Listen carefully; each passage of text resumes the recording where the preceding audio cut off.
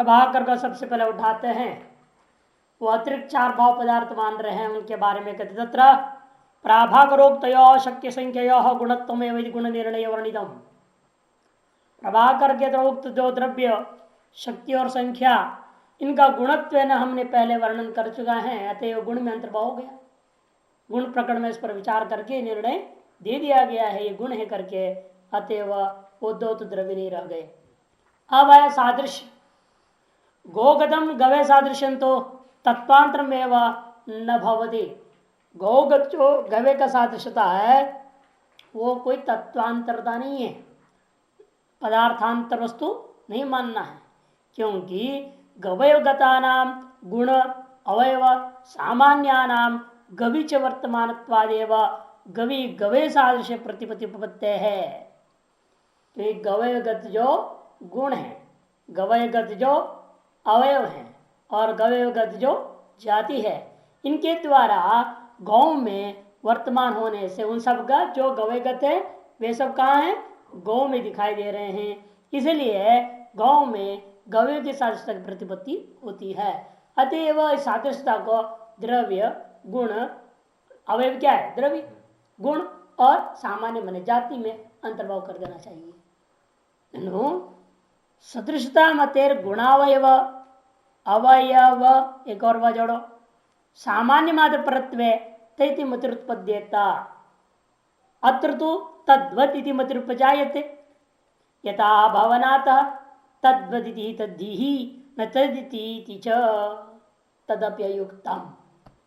शंका करने वाले पूर्व पक्षी कहता है गवेगत जो कुछ गुण अवय और सामान्य का योग गौ में रहकर सादृश्य प्रतीति का नियामक नहीं हो सकता, क्योंकि सदृशता मते है, जो आपका मति है सदृशता मते है गुणावय सामान्य मात्र परत्वे गुण अवयव और सामान्य मात्र प्रकृति लिया जाता है, फिर तो तैत मति उत्पत्ति मति क्या होनी चाहिए, तदेव अयम ऐसा होना चाहिए, तद्वद अयम नहीं तदेव अयम ऐसा होना चाहिए, वही यह है।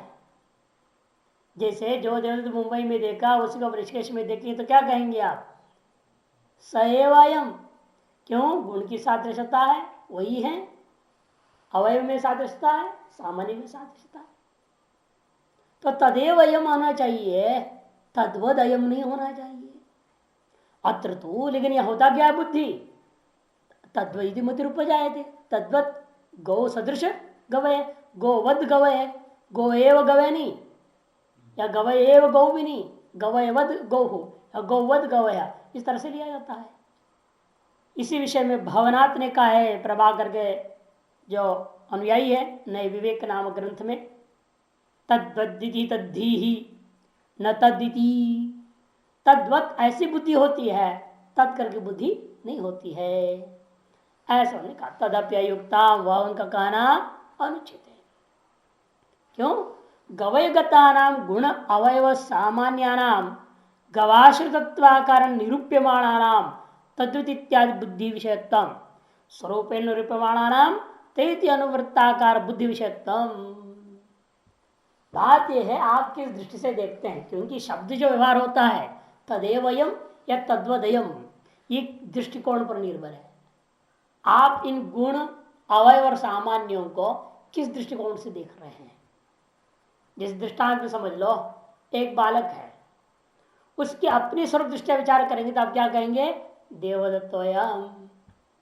लेकिन जब उसको किसी के पुत्र दृष्टिया देखेंगे तो आप क्या कहोगे, यज्ञदत्त पुत्रोयम कहोगे, यज्ञदत्त का बेटा।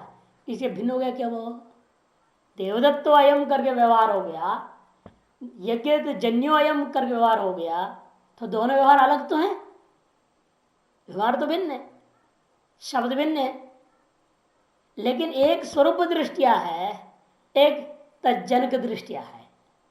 उसको पैदा करने वाले का दृष्टिकोण से विचार किया, किससे जन्य है, ये पूछ जनक का बात आ गई तो यज्ञदत्त उसके पिता जनक है, तदृष्टिया यज्ञदत्त पुत्रोयम व्यवहार हो गया। इधर से यहां पर स्वरूप दृष्टिया विचार करते हैं, और अथवा गवाश्रितत्व आकारेण देखते हैं, गवाश्रितत्व आकारेण देखेंगे या स्वरूपेण देखेंगे तो है। गवाश्रित आकरण देखोगे तो तद्वत हो जाएगा, और स्वरूपेण देखोगे तो तदेवयम हो जाएगा। वही करे गुण गवयगता नाम गुण अवयव सामान्य नाम, गवय में रहने वाले गुण अवयव और जाति को लेकर यदि आप गवाश्रितत्वाकारेण यदि उनको आप क्या करेंगे, गवाश्रितत्व रूपेण निरूपण करना चाहते हैं, है कहाँ वो गवय में, और उनका निरूपण कहाँ करना चाहते हैं, गो आश्रितत्व निरूपण करना चाहते हैं, तो हम क्या कहेंगे, तद्वद अयम कहें। तब तद्वद इत्यादि बुद्धि विषयत्व भवति, तब ये जो गुण अवयव जाति है वो क्या हो जाएंगे, तद्वद इत्याकार बुद्धि का विषय हो जाएंगे।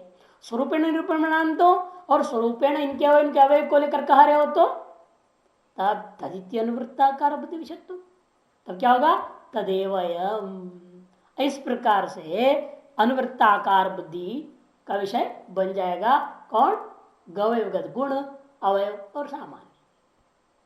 दृष्टांत समझा रहे था, देवदत्तो यज्ञ जन्यत्व निरूपमाणो, यदि देवदत्त को यज्ञ जन्यत्व निरूपण करना चाहोगे तो उसका व्याख्या क्या कहूंगा, तब यज्ञ पुत्र बुद्धि विषय अयम, यज्ञ दत्त पुत्र बुद्धि विषय हो जाता है देवदत्त, और स्वरूपेण तो निरूपमाणो देवदत्त बुद्धि मात्र विषय, स्वरूप निरूपण करूंगा तो देवदत्त बुद्धि मात्र विषय हो जाता है। इसी प्रकार यह वास्तव में यह सब दृष्टिकोण पर निर्भर है, आप किस दृष्टिकोण से किसको कहाँ देख रहे हैं। आप अवयवों को ही सीधे देखना चाह रहे हैं तो तदेवयम हो जाएगा, अवयवों को गो आश्रितत्व न देखना चाहते हैं तद्वद हो जाएगा। वे और ये अवयव समान ऐसा नहीं कह रहे हैं कि ये अवयव ही गौ में है, ऐसे कह देंगे तब तद्वद आ जाएगा, और स्वरूप में विचार करेंगे तब तो वहां पर वैसा नहीं होगा, तदेवयम हो जाएगा कि दोनों अवयवों में सादृश्यता है, गुण में सादृश्यता है और जाति में भी सदृशता है, इसलिए सादृश्य और पृथक पदार्थ मानने की जरूरत नहीं पड़ता है। अपिच और दूसरी बात, सादृश्य तत्वांतरत्व, सादृश्य को हम तत्वांतर मान लेंगे तो और भारी समस्या हो जाएगी। जब ये इस प्रकार वार होता है ना, कैसे वार, इससे यह थोड़ा सदृश है, उससे यह ज्यादा सदृश है, तब सादृश्य रूप पदार्थांतर में न्यूनता अधिकता मानोगे। प्रभाकर मत में सादृश्य में कोई परिमाण होता ही नहीं। यदि पदार्थांतर मान लिया, मान लो आपने उसको पदार्थ भिन्न पदार्थ मान लिया, भिन्न पदार्थ मानोगे तो उस पदार्थ में द्रव्य में पूछूंगा ना, उस सादृश्य नामक द्रव्य में क्या गुण है, कोई गुण तो होगा कुछ न कुछ। जब आपने उसको एक द्रव्य मान लिया है या कोई भाव पदार्थ मान लिया है, उसके लक्षण बनाओ, स्वरूप वर्णन करो, उसे क्या है क्या नहीं है, तो वहां समस्या होगी, आपको परिमाण आदि मानना पड़ जाएगा। वे कह रहे हैं सादृश्य तत्वांतरत्व गवये न गौ बहु सदृश वराहेण पुनः अल्प सदृश। गौ के जो गवय के साथ गौ में अधिक सादृश्यता है, गवय के दृष्टिकोण से देखते हैं तो गौ को, और सुअर का दृष्टिकोण से देखेंगे तो अत्यंत अल्प से, ये भी पशुत्व उसमें पशुत्व इतना ही है, और ये चार पैर, वो भी चार पैर है, इसके भी चार पैर उसके भी चार पैर है ना, ये भी पशु है, इसके भी थन होते उसके भी थन होते, लेकिन उसके आकार अलग है, स्वरूप अलग है, किंचित सादृश्यता तो मिल ही रहा है ना सभी दोनों में, इसे अल्प सादृश्यता है। इत्यादि प्रत्यानाम कथोपत्ति है, इत्यादि प्रत्युक्त उपपत्ति युक्ति युक्ति कैसे युक्त कैसे हो पाएंगे, ये सब आप बताइए, क्योंकि नहीं भवन मत है सादृश्य अल्पत्व बहुत संभवता, क्योंकि आपके मत में सादृश्य में अल्पता या बहुता संभव नहीं है। न च परिमाण भेद अल्पत्व बहुत्व वाच्यम, अरे गवय बड़ा परिमाण वाला है, सुअर छोटे परिमाण वाला है, इसलिए अल्पत और बहुत हो गया, कहते नहीं, हमने अल्प और बहुत कहाँ देखा, सादृश्य था गौ में देखा। गवय के दृष्टिकोण से गौ में ज्यादा सादृश्य बोल दिया, और सुअर का दृष्टिकोण से गौ में ही मैं अल्प सदृशता देख रहा हूं। हम सादृश्यता न सुअर में न गवय में देख रहे हैं, उन दोनों का हम कहा देख रहा हूं, गाय में देख रहा हूं, और गाय तो उतनी परिमाण वाली है ना, जब गवय का परिमाण के दृष्टि, गवय के साथ साथ तुम गाय को देखोगे तो गाय बड़ी हो जाएगी क्या? और सुअर के साथ साथ तुम गाय में देखने लग जाओ तो गाय अपने आप छोटी हो जाएगी। से परिमाणकृत भेद, भले ही जिसकी सादृश्यता मैं देख रहा हूं उन वस्तुओं का परिमाण भले भेद हो, लेकिन जिसमें सादृश्यता को घटा रहा हूं उस वस्तु में तो वही का वही परिमाण है, कोई अंतर तो पड़ नहीं रहा। इसलिए परिमाण भेदात माने गवय और वराह का कहा परिमाण भेद है? गवय और वराह में परिमाण भेद की वजह से गौ में भी अल्पत्व बहुत साधता की कल्पना में कर लेता हूं। ऐसे ही प्रभाकर कहते हैं इतना चवाच्यम क्यों द्रव्य व्यतिरिक्त परिमाणत्वात्, कि द्रव्य से अतिरिक्त में एक तो परिमाण होता ही नहीं है। अच्छा, आश्रय परिमाण भेदात परिमाण भेद, आश्रयगत परिमाण भेद से ही परिमाण भेद मान लूंगा, ये भी नहीं कर सकते। एक गौर आश्रयत्वात्, एक गौ आश्रय सादृश्यता का अलग अलग होता तो बात अलग। एक ही गौ में दोनों कम सादृश्य देख रहे हैं, उस गौ का परिमाण तो वही का वही है हर सादृश्यता का दृष्टिकोण से। अतः फिर आपके मत में कैसे होगा ये बात? है आप तो पदार्थ अंतर नहीं मानते हो, उसको द्रव्य भी नहीं कहते हो, उसको गुण द्रव्य जाति तीनों में अंतर कर रहे हो, तो आपके मत में कैसे घटेगा? तब कहते हैं हम अस्मन मत है गुण अवयव सामान्य नाम अल्पसंख्या भाजाम सादृश्य अल्पत्वम बहुसंख्य भाजाम दीर्घ गड़बड़ हो गया, संख्य भाजाम सादृश्य बहुत्वमिति विवेक सुकर। हम क्या करेंगे तो हम गौ में अल्पत्व कैसे मान लेंगे? क्योंकि गवयगत अधिक गुण गौ में है, गवयगत अधिक अवयवों की सादृश्यता गौ में है, गवयगत जाति की अधिकांश को गौ में विद्यमान दिख रहा है। ऐसे हम अल्पत्व जो आरोप कर रहे हैं या बहुत जो आरोप कर रहे हैं, जिस पदार्थ के साथ देख रहा हूं उस पदार्थगत गुण अवयव और सामान्य की अधिकाधिक अंश का सादृश्य होने पर गौ में भी बहुत सदृश कह दिया जाता है। अतः हमारे हमें कोई आपत्ति नहीं, हमें गौ में तो बहुत और अल्पतम नहीं मान रहे, वास्तव में गुणों के अधिक गुणों के सादृश्य होने पर गौ को कह दिया जाता है यह अधिक सदृश है। अल्प गुणों की सदृशता आ जाए गौ में तो गौ को कह दिया अल्प सदृश कह देता है। अधिक अवयवों की सादृशता है तो गौ में कहीं बहुत सदृश कह दिया गया, कम अवयवों की सादृशता है तो गौ में कम सदृशता कह दिया जाता है। इसलिए जिन पदार्थ के साथ मैं ला रहा हूं गौ में, उन पदार्थगत गुण अवयव और जाति की न्यूनाधिकता के आधार पर जिस पदार्थ सदस्यता दी की जा रही है उसमें न्यूनाधिक व्यवहार हम कर लेते हैं। अतएव हमें पृथक सादृश्य में कुछ मानने की जरूरत नहीं है। तस्मात् द्रव्यादिशु एवं सादृश्य अंतर्भाव, इस द्रव्यादि में ही सादृश्य का भी अंतर्भाव हो जाएगा, पृथक पदार्थांतर मानने की जरूरत नहीं है। इस प्रकार से उनका और क्या रह गया? समवाय है ना, शक्ति सादृश्य संख्या समवाय। शक्ति भी हमने अंतर्भाव कर दिया गुण में, सादृश्य का खंडन हो गया, संख्या का भी अंतर्भाव हो गया, अब रह गया समवाय। और समवाय को जब खंडन करूंगा मैं वैशेषिकों के साथ खंडन कर देंगे। वैशेषिकों ने अधिक क्या माना था? विशेष और समवाय, ये तो अधिक माना है उन्होंने, इसलिए उन दोनों की इकट्ठा ले रहे हैं। इससे वैशिष्ट का भी खंडन हो गया, प्रभाकर का भी खंडन हो जाएगा साथ साथ, है ना। समय का खंडन से प्रभाकर खंडन हो गया, विशेष से समय खंडन करने से वैशेषिक का भी काम खत्म हो गया। इसे दोनों की इकट्ठा ले रहे। विशेष समवायो तो शश विषाण समचारिणो, ये सब ब्रह्मचारिणो हो गया है। सम ब्रह्म को काट दो, समचारिणो सदर समान है, तात्पर्य इसका है विशेष और समवाय दोनों शश विषाण के समान ही है, समझो।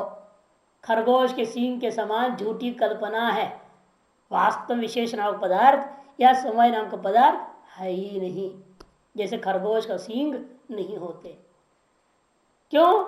तत्सिद्धो प्रमाणाभावात, इनकी स्थिति में कोई प्रमाण नहीं है। तो पूर्व पक्षी खड़ा हो जाएगा, नहीं नहीं ननो अस्त्य विशेष सिद्धो अनुमानम, पहले विशेष को उठा रहा है, विशेष सिद्धि में अनुमान जरूर है।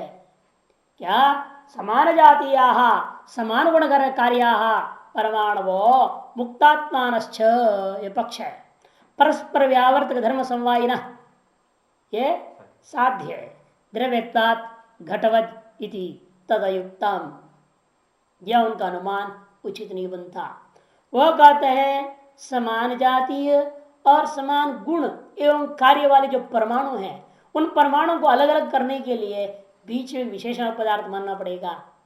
इसी प्रकार अनेक मुक्तात्मा है, सब कहाँ जाएंगे, सब व्यापक है, उनको भी अलग अलग रखने के लिए विशेषणात्मक पदार्थ बीच में मानना पड़ेगा। जैसा खिचड़ी हो जाएगा ना, सारे मुक्तात्मा क्या होगा, लड्डू बन जाए मिल करके। उनको भी अलग अलग करने के लिए कोई चीज तत्व विषय मानना चाहिए, क्योंकि पहले जो भेदक कौन था, शरीर आदि थे 21 प्रकार का दुख, अब वो नहीं रहा। अब भेदक तो नहीं रहना, भेदक कोई ना कोई मानना पड़ेगा। भेदक क्या है, इसलिए विशेषण पदार्थ मान लिया। वही कहते हैं परस्पर व्यावर्तक धर्म समवायना। परस्पर व्यावर्तक धर्म ने गुण जैसा, गुण जैसा समय ना, गुण नहीं, क्योंकि विशेष क्या है, एक पदार्थ है, वो पदार्थ उन परमाणुओं का धर्म है, गुण जैसा धर्म है, इसलिए परमाणु में जैसे गुण रहते हैं वैसे विशेष भी रहता है। तारस विशेष निरूपित समवाय संबंध वाला हो जाएगा परमाणु और मुक्तात्मा। समवायिन, समवाय अस्ति स्थिति समवायिन, परस्पर व्यावर्तक धर्म हो गया विशेष, उससे निरूपित समवाय संबंध वाले हो जाएंगे ये सारे परमाणु और मुक्तात्माएं, क्योंकि वे द्रव्य घटों के समान। इस घटकों को भी अलग करने के लिए कुछ विषय मानना पड़ता है ना, तो उसी प्रकार से जो है यहां भी इनके भी बीच कुछ मानना पड़ेगा। तब सिद्धांत उसी दृष्टांत को पकड़ लेता है। दो घट का बीच में व्यावर्तक क्या मान, विशेष नाम को हम चीज मानते हो क्या, क्योंकि नित्य द्रव्य प्रत्यय विशेषास्त्वनंता एवं है ना, नित्य द्रव्य वृत्ति मानते हो, अनित्य द्रव्य में तो है नहीं, फिर अनित्य द्रव्य में व्यावर्तक कौन है, अस्मात् घटात् अयं घटो पृथक। उसके लिए क्या करेंगे आप, पृथक्त्व नाम को गुण मान लिया आपने, तब सिद्धांति मीमांसा से कहता है उसी से परमाणु में भी काम चला लो ना, क्या जरूरत है विशेष पीछे फालतू मानने की। जो पृथक्त्व एक घट को दूसरे घट को अलग कर सकता है, एक मनुष्य को दूसरे मनुष्य को अलग कर सकता है, क्या वो पृथक्त्व नाम के गुण को परमाणु में मानने से वह एक परमाणु को दूसरे परमाणु से अलग नहीं कर पाएगा। एक मुक्तात्मा दूसरा मुक्तात्मा को अलग करने के लिए पृथक्त्व गुण समर्थ नहीं हो पाएगा क्या। आप अपने पृथक्त्व गुण को किस आधार पर निर्णय ले रहे हो, ये परमाणुओं को अलग कर नहीं सकता, घटों को मात्र अलग कर सकता है। या पृथक्त्व नाम गुण को उखाड़ फेंक दो, उसको विशेष नाम की सब जगह मान लो, परमाणु का पीछे विशेष, मुक्तात्मा के पीछे विशेष, घटों का आदमियों का सबके पीछे विशेष ही मान लो, एक नाम से पुकारो ना, दो अलग पदार्थ क्यों मानते हो। इसलिए कहते हैं पृथक्त्वेन सिद्ध साध्यत्वात्, इस अनुमान के द्वारा जो व्यावर्त तत्व सिद्ध हो रहा है उसका नाम आप पहले विशेष रखते हो, वास्तव में वो पृथक्त्व नाम का चीज ही है, जो कि हमारे मत में सिद्ध है, उसी को आप अनुमान से साधन कर रहे हो, इसे सिद्ध साधनता दोष आ गया। तस्मात् नित्य द्रव्यवर्ती व्यावृत्ति मात्र बुद्धि विषय विशेष भाषण वैशेषिका दूषिता वेदितव्या, इसलिए जो कहते हैं नित्य द्रव्य मात्र में रहने वाली व्यावृत्त्यात्मक मात्र बुद्धि का विषय भूता विशेषणात्मक पदार्थ है, ऐसा कथन करने वाले उन वैशेषिकों का मत खंडित हो गया, समझो।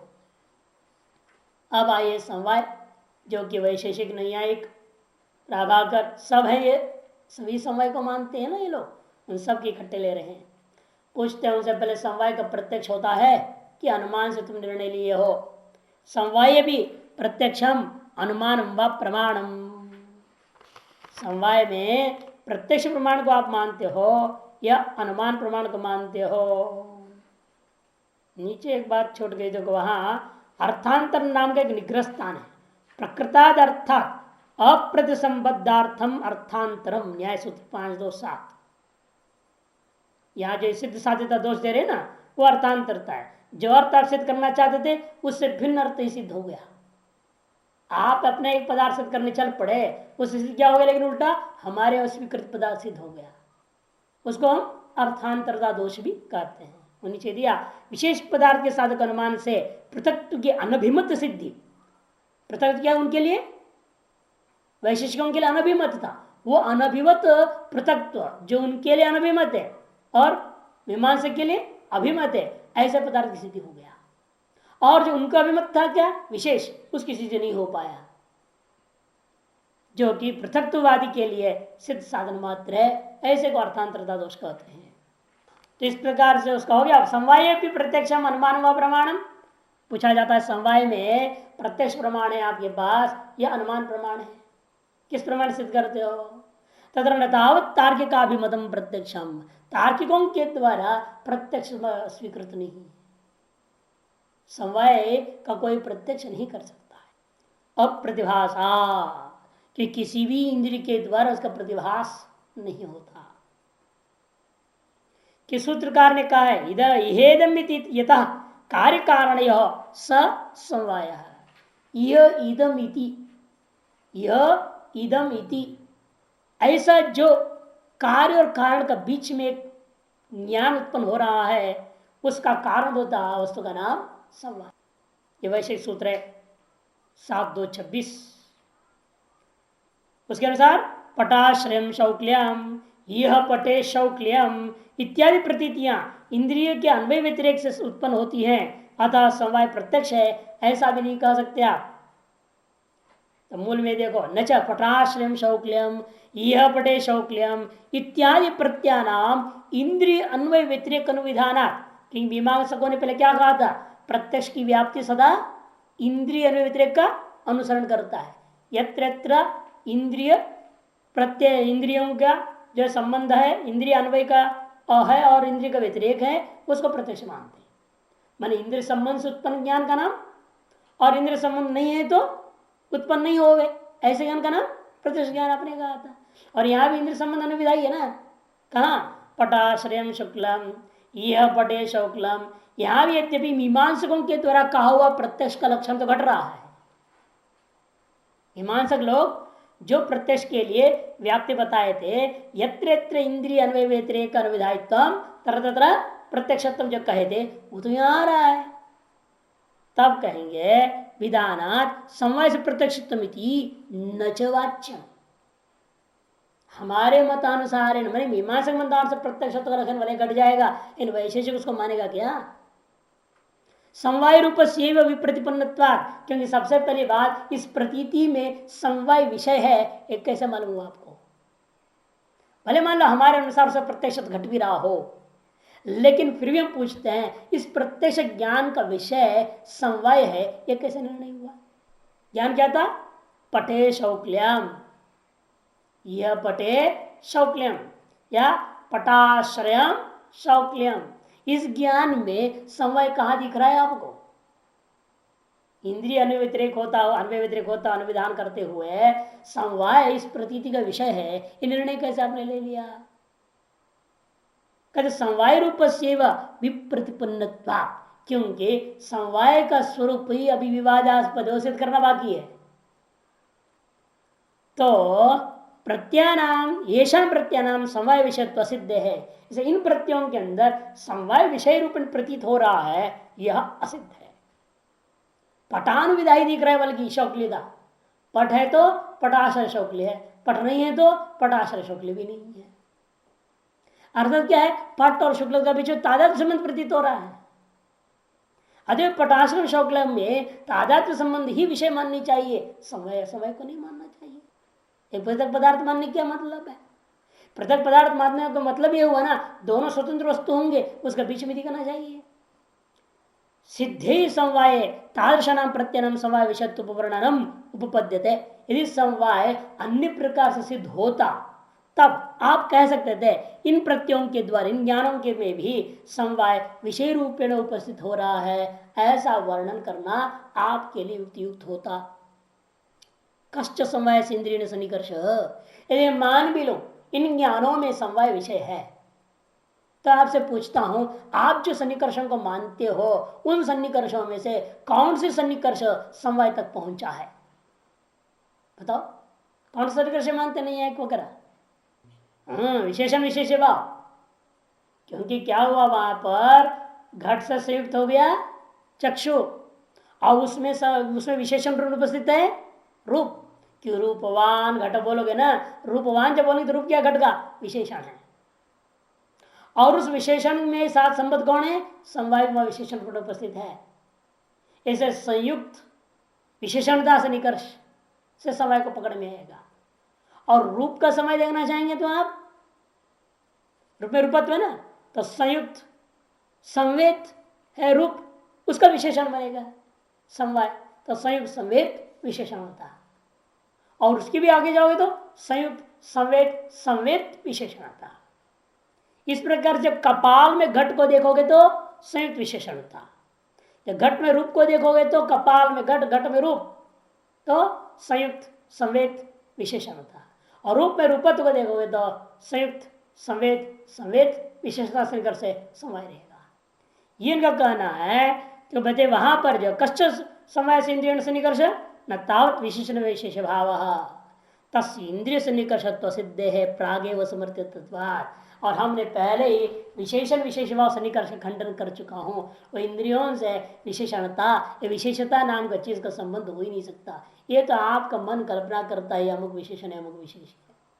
चीज देखो ना, उल्टा कर दिया तो हो गया गड़बड़। क्योंकि आप कहते भूतले घट, अब क्या हो गया भूतल विशेषण घट विशेष, घटवत भूतलम, अब क्या हो गया घट विशेषण भूतल विशेष। उल्टा हो गया कि नहीं हो गया? जो विशेषणता विशेष हो जाता है, जो विशेषता वो विशेषण हो जाता है। क्या इंद्रिय ने तुमको बता रहे क्या ये उल्टा सीधा, कभी ऐसे कभी वैसा, कि तुम्हारा मन बुद्धि ने ग्रहण कर लिया और आपने अपना प्रयोग कर दिया, सप्तम प्रयोग कर दिया तो विशेषण हो गया, मतलब प्रत्यय कर दिया तो कुछ और हो गया। ये तो आपकी अपनी खोपड़ी का बात है, शब्दों के आधार पर निर्णय कर रहे हो सारी चीजें। तो इंद्रियों ने तो नहीं बताया ना, घट और भूतल दो चीज है। इंद्रियां थोड़ी कह रहे हैं घट को विशेषण रूप में देखना, भूतल को विशेष रूप में देख करके घट और भूतल बोलना। इंद्रियां तो निर्णय नहीं लेते। इंद्रियां तो इतना ही दिखा रहे हैं, भूतल में आश्रयता और घट में आश्रितता दिखा दिया बस। और उसका बीच में किसको विशेषण बनाया, किसको विशेष बनाना, कैसे बोलना, क्या शब्द प्रयोग करना, मतुप करना है कि सप्तम प्रथम प्रयोग करना, ये तो आपकी अपनी व्यवस्था है। इसे उन प्रतीतियों के आधार पर आप निर्णय नहीं दे सकते। विषय विषय भाव का स्वरूप निर्णित ही नहीं हुआ। अतएव जो है कहते हैं हम पूर्व में ही इंद्रिय सन्निकर्षत्व सिद्ध है, विशेषण विशेष भाव को उसके इंद्रिय सन्निकर्ष हम मानते ही नहीं हैं। यह बात हम पहले ही समर्थन कर दिया है। अन्य से सन्निकर्ष से अनुपत्य है, इनके इसके अलावा अन्य कोई सन्निकर्ष आप भी नहीं मानते हो और हो भी नहीं सकता है। अनभिगमाच्छ ना हो नहीं सकता और आप मानते भी नहीं हो अनभिगमात। अतएव जो है किसी भी सन्निकर्ष से इंद्रियों के द्वारा समय का प्रत्यक्ष नहीं हो सकता, अतः प्रत्यक्ष कोटि में नहीं है। तब अनुमान से कर लो। फिर अनुमान तो वैशिष्ट नहीं मानते, तब अनुमान प्रभाकर कहते हैं ना भी प्राभाकर मत अनुमानम अनुमतम अनुमानम प्राभाकरानुमतम अनुमानम प्रमाणम। प्रभाकरों के क्षणों के द्वारा अनुमत अनुमान को भी नहीं माना जा सकता है। तो तृतावत वो क्या अनुमान देते हैं, यह गवी गोत्तम प्रत्ययो, यह गवी गोत्तम, इस गौ में गोत्व जाती है, इस गौ में गोत्व जाती है, इस प्रकार का ज्ञान हुआ। यह पक्ष है। अधिकरण अधिकर्तव्यता संबंध निबंधन, ये साथ यहां अधिकरण अधिकर्तव्य, अधिकरण है गौ, अधिकर्तव्य गोत्व, ये कोई न कोई संबंध के पूर्वक ही हो सकता है, संबंध निमित्तक है। ये जो ज्ञान है ये किंचित संबंध निमित्तक मानना पड़ेगा। ये प्रत्यत्वात्, क्योंकि यह अधिकरणात्मक शब्द का प्रयोग कर रहे हो। ये घटे तंडुला प्रत्यवत, जैसे यह घटे तंडुला में क्या है, संयोग संबंध निमित्तक है। यह घटे तंडुला में संयोग संबंध निमित्तक ज्ञान हो रहा है। उसी प्रकार से यह गवी गोत्तम में भी कोई न कोई संबंध तो मानना पड़ेगा ना, उस संबंध का नाम हम समय रख देंगे इत्यनुमान। तब बोलते हैं हम दूसरे की दृष्टान देंगे, यह भूतले घटो नास्ति, प्रिया भी समय मानोगे घटा भाव को भूतल में। आप प्रत्येक के आधार पर चल रहे हो ना, प्रत्येक तो आपके जैसे मैं दे रहा हूं। यह घटे तंडुला के समन्वय करें, यह भूतले घटो नास्ति, यह भूतले घटो नास्ति, यहाँ आपके हेतु है देखो, ये प्रत्ययत्वात्, ये प्रत्यय है ना, और अधिकरण अधिकर्ता भी दिख रही है। अधिकरण कौन है? भूतल। अधिकर्तव्य कौन है? घटाभाव। ये भी संबंध निमित्तक मान लो, फिर यहां भी समय संबंध कह दो। फिर क्या कभी अभाव भूतल में समय संबंध से मानेगा कोई? वे विचारी हो गया। साध्याभाव अधिकरण में तो चला गया। क्योंकि आपका साध्य क्या है? समय ले रहे ना संबंध से। अधिकरण अधिकर्तव्य संबंध हो गया समय संबंध निमित्तक। उसका अभाव कहाँ है? यह भूतले घट नास्ति में, लेकिन वहां आपका हेतु हेतु प्रत्यय बैठा हुआ है।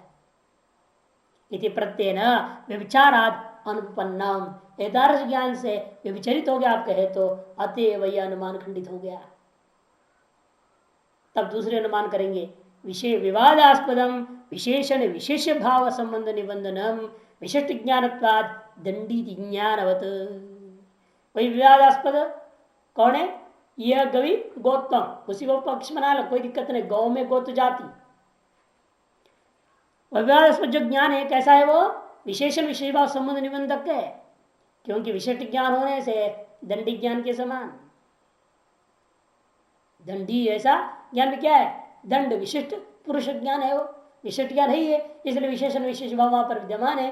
तार विशिष्ट विचार संबंध से विशिष्ट ज्ञान जैसा होता है वैसे ये भी हो रखा है। इतने मानन तो तब कहते ऐसा कहोगे फिर दूसरी जगह आपत्ति दूंगा मैं। कहा? विनष्टो घट, विनष्टो घट, विनाश युक्त, विनाशत्रूपी विशेषण से युक्त विशिष्ट है कौन? घट विशेष। इसे विशेष विशेष भाव निबंधक है ना। यहां क्या समय मानोगे आप कि विनाश क्या चीज है? प्रध्वंसा भाव। प्रध्वंसा भाव से विशिष्ट घट बोल रहे हो ना आप। विनष्टो घट का मतलब ध्वस्तो घट, प्रध्वंसा भाव विशिष्टो घट। तो यहां पर क्या प्रध्वंसा भाव को घट में समय से कोई मानेगा? नहीं हो सकता। इसमें लेकिन आपका हेतु जा रहा है विशिष्ट ज्ञान। ये भी है ना, विनष्टो घटन क्या है? विशिष्ट ज्ञान है, हेतु है, साध्य नहीं है। विशेषण विशेष भाव संबंध आपका मतलब में है समवाय, तन्निमित्तक यह नहीं है विनष्टो घट। इन वहां आपका हेतु विशिष्ट ज्ञान विद्यमान है। यदि प्रत्यय विचाराद उपेक्षणीयम, इसे यह भी अनुमान उपेक्षा की योग्य है। यत् पुनः आगम सन्निधि विहीन उत्पन्न वस्तु परतंत्रतया भानम समवाय गमकम यदि भवनादेन कथितम तत्र प्रष्टव्य। नए विवेक नाम ग्रंथ में भवनाथ कहते आगम सन्निधि हीनस्यापि उत्पन्न वस्तु परतंत्रतया भानादेव संयोग विलक्षण कल्पित समवाय शब्द वाच्य। नीचे दिया देखो पंक्ति पूरा संस्कृत। वास्तव में होता क्या है? यह भूतले घट, यहां पर जैसे घट पदार्थ का आगम, आगम का मतलब प्राप्ति। आगम का तात्पर्य क्या है? प्राप्ति। और प्राप्ति कैसे होता है? हमेशा संयोग से। किस चीज को प्राप्त करना होगा तो संयोग पूर्वक जाना होगा ना उसमें। प्राप्ति और अथवा पहले से सन्निहित माने विद्यमानता। तादात्म्य में क्या होता है? पहले से विद्यमान है, वस्तु का स्वरूप है ना, वस्तु के साथ विद्यमान को तादात्म्य में गएंगे आप। इसलिए संयोग संबंध को भी निषेध करने के लिए और तादात्म्य संबंध को निषेध करने क्या शब्द प्रयोग कर दिया? आगम और सन्निधि विहीनस्य। आगम ने प्राप्ति, प्राप्ति का मतलब क्या होता है? संयोगाधीनता। और सन्निधि का तात्पर्य तादात्म्य। उन दोनों से रहित रहित होने के बावजूद भी उत्पन्न वस्तु परतंत्रतया, फिर भी वो उत्पन्न वस्तु है। यह भूतले घट उत्पन्न, ऐसा आप प्रयोग कर रहे हो। इसीलिए जो है उत्पन्न वस्तु के अधीन होने के कारण से उस भान को समवाय का गमक माना जाएगा। ऐसी प्रति यह घटे घटत्वम। तो यह घटे घटत्व में क्या है? घट उत्पन्न होगा तब घटत्व बुद्धि होगी, उससे पहले तो होगी नहीं। और घट प्राप्ति में घटत्व की बुद्धि की अपेक्षा नहीं थी। अतः घट में जो है घटत्व की उत्पत्ति संयोग संबंध से नहीं है, और घट में घटत्व उत्पत्ति ताद संबंध से भी नहीं है। किन इन दोनों से भिन्न एक समय नाम की कल्पना करनी पड़ेगी। ऐसा जो भवनाथ ने कहा है उससे हम पूछना चाहते हैं भाई, तत्र प्रष्टव्य किम एतादृश भानम समवायेन व्याप्तम उत तेन विना अनुपन्नमिति। हम आपसे पूछते हैं आप व्याप्ति के आधार पर बोल रहे हो कि अर्थापत्ति प्रमाण से बोल रहे हो? यदि व्याप्ति कहोगे तो फंसेगा। कहाँ आपने व्याप्ति देखा था पहले? व्याप्ति को तो प्रत्यक्ष मानना पड़े ना कहीं ना कहीं, फिर समय प्रत्यक्ष कोटि में चला जाएगा, समस्या हो जाएगी ना उसको। और अर्थापत्ति कहोगे फिर साधारण असाधारण को दो ज्ञान बताना पड़ेगा, जिसका विरोध होने पर अर्थापत्ति की जाती है।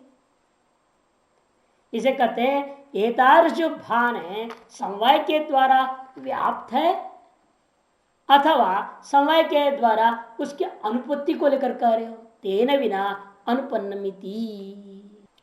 उस जात्यादि का वैशिष्ट भान समवाय से वैसे व्याप्त है जैसे धूम अग्नि से व्याप्त है। जैसे धूम अग्नि से व्याप्त है वैसे क्या जो प्रत्यय है जो आपने बताया विशिष्ट, यह वैशिष्ट भान समवाय से व्याप्त है क्या? मन यत्र समवाय यत्र वैशिष्ट ज्ञानम तरतर समवाय, यत्र धूम तरतर अग्नि, तो धूम क्या हो गया? अग्नि से व्याप्त। उसी प्रकार यत्र समवाय तरतर वैशिष्ट प्राप्ति कहोगे, तब समवाय से व्याप्त हो जाएगा वैशिष्ट प्राप्ति। तो कैसे मानना चाहते हैं आप? न तावत व्याप्तम, व्याप्ति तो नहीं हो सकता। क्यों? अन्यत्र सह दर्शने न व्याप्ति ग्रहण उत्पत्ति है। अरे कहाँ आपने सह दर्शन देखा था? उसका साहचर्य कहीं ना कहीं देखा है क्या? यदि धूमाग्नि का साहचर्य को आप मानस में देखते हो, उसी प्रकार से वैशिष्ट प्रतीति और समवाय का व्याप्ति कहाँ आपने पहले देखा? ना भी समवाय ने बिना अनुपन्नम, समवाय के अनुपत्ति क्या कर लूं ये भी नहीं कह सकते हो। भेद सहिष्णु ना अभेद अनुपत्ति है, भेद सहिष्णु अभेद के द्वारा जो उत्पन्न हो सकता है अनुपत्ति भी नहीं कह सकते आप। क्योंकि अन्यथा अनुपत्ति अर्थापत्ति प्रमाण को तीन प्रकार से भंग किया जाता है ना। क्या क्या युक्ति बताया था? कोई अर्थापत्ति प्रमाण से कोई बात सिद्ध करना चाहिए, उसको खंडन करना हो तो अन्यथा अनुपत्ति उसने कहा है। हम क्या कहें? अन्यथा उपपत्ति, अन्यथापि उपपत्ति और विरोधाच्छ, तीन हेतु। अन्यथापि उपपन्न हो सकता है, जिस प्रकार से अपन कर रहे हो उससे भिन्न प्रकार से उपपन्न हो सकता है, तो आपके कहो मानने की क्या जरूरत है? या अन्य प्रकार से ही उपपन्न होगा, आप जिस प्रकार से उस प्रकार से बिल्कुल नहीं हो सकता। ऐसे कहना है तो अन्यथैव उपपत्ति, अन्यथाप्य उपपत्ति, अन्यथैव उपपत्ति और विरोधा, विरुद्ध हेतु से भेदा भेदात्मक तादात्म्य संबंध से उसकी उत्पत्ति हो सकती है। अतः समवाय को मानने की कोई जरूरत नहीं है। इस प्रकार से उनके अनुमान का खंडन कर दिया। और उसके अलावा अनुमान तो खंडन हो गया, और समवाय के स्वरूप के बारे में पूछेंगे। समवाय जहां रहता है अपने अधिकरणों से अत्यंत अभिन्न है या भिन्न या तादात्म्य है इत्यादि विकल्प उठा करके भी खंडन करेंगे।